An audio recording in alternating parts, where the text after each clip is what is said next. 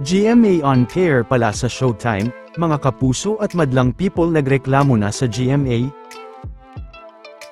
GMA pinagbawalan ng Showtime, pero TV5 pinayagan ng Itbulaga na gawin ito.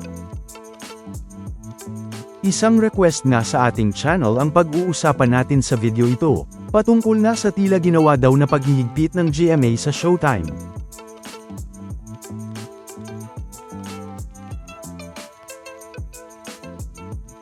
Pero, sa mga legit the bark ads nga natin dyan, ay kung may ganitong paghihigpit nga ang GMA Network sa Showtime, ay kabaliktaran naman nga ito para sa Itbulaga, dahil pinayagan naman ng TV5 ang Itbulaga na gawin ito sa kanilang oras.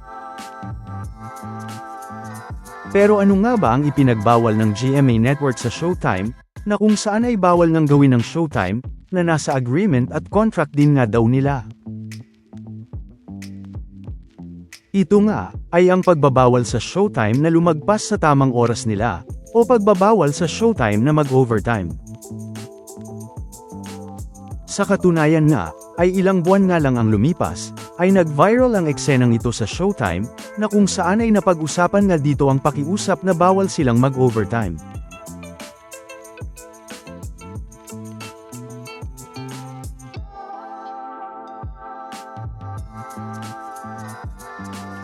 At ganun na rin nga ang napag-usapan sa isa pang post na ito. Na mababasa nga dito na, also, Showtime's OT period is banned by GMA7.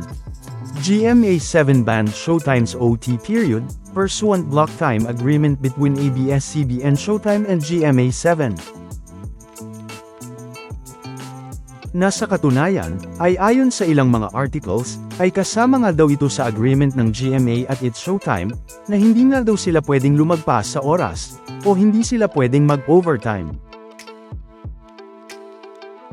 Na mababasa pa nga yan sa isang article mula pa nga noong 2024, na ayon nga dito, na ayon sa mga ulat at post sa social media, ay bawal ang overtime sa its Showtime, kapag ipinalabas ito sa GMA Network. Ang panuntunan laban sa overtime ay bahagi ng kasunduan, contract, sa pagitan ng ABS-CBN at GMA7.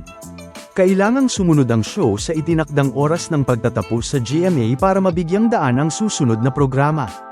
Ang overtime, o extra time na bahagi ng programa ay madalas na napapanood lamang dapat sa online platforms, tulad ng YouTube, Facebook. Na talaga namang umani ng iba't ibang mga reaksyon mula sa mga netizens.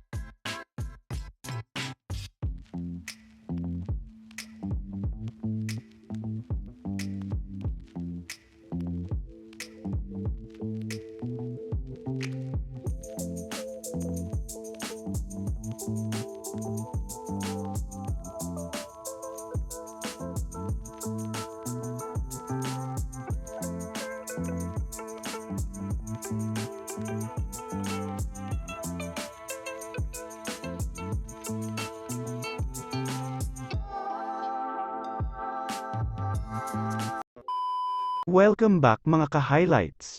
Bago tayo magpatuloy ay maaaring mag-subscribe at i-click ang notification bell para updated kayo sa mga susunod pang videos, at paki-like na rin ang video, share at mag-comment na rin. Maraming salamat po.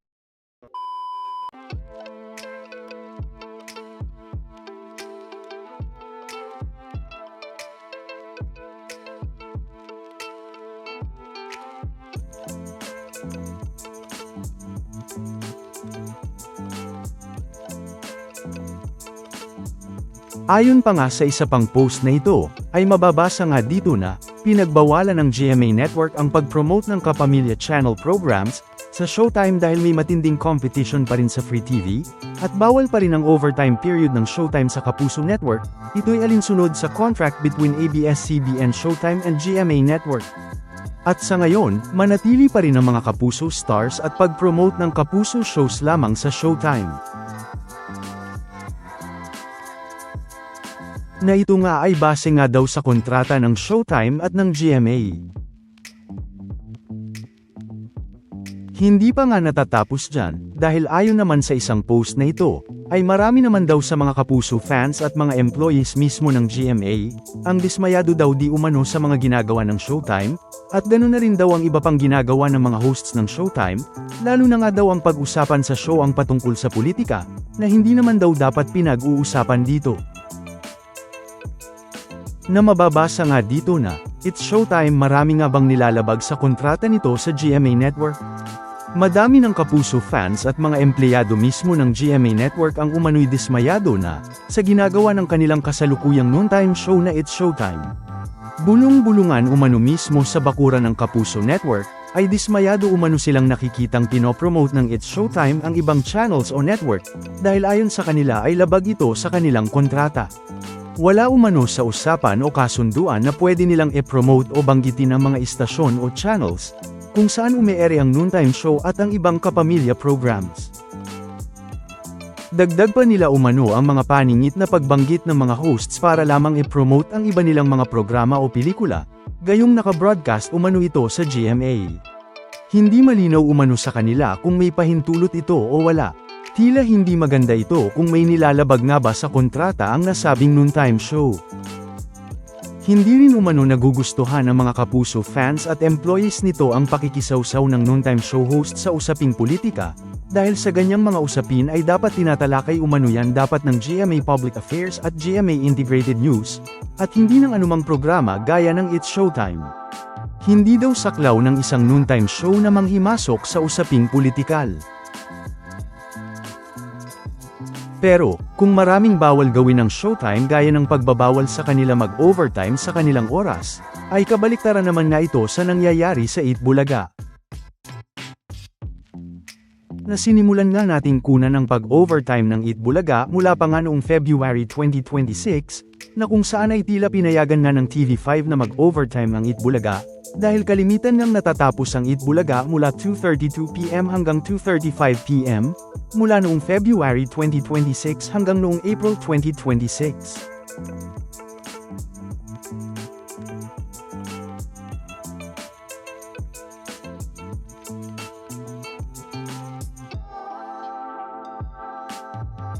At syempre ganun din naman sa pagsisimula ng May 2026.